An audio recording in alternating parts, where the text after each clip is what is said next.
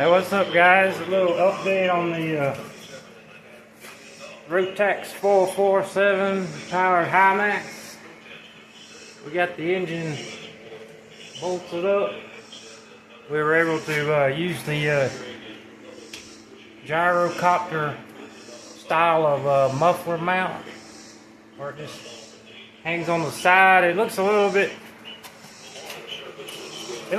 funky, but actually it looks a lot cleaner if you look at it from the front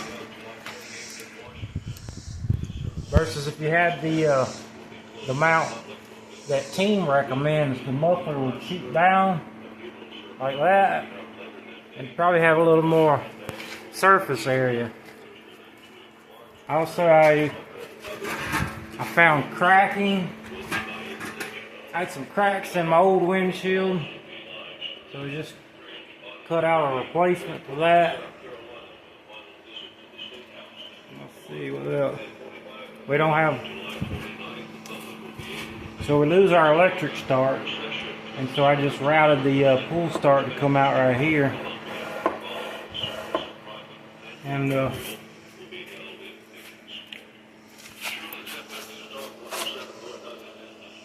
got the original rubber mount. Motor's pretty loose, but I think this is about normal. Should be very, very smooth because this is an inline two-stroke, which is pretty smooth. And then with that really soft mounting rubbers, this should be pretty good.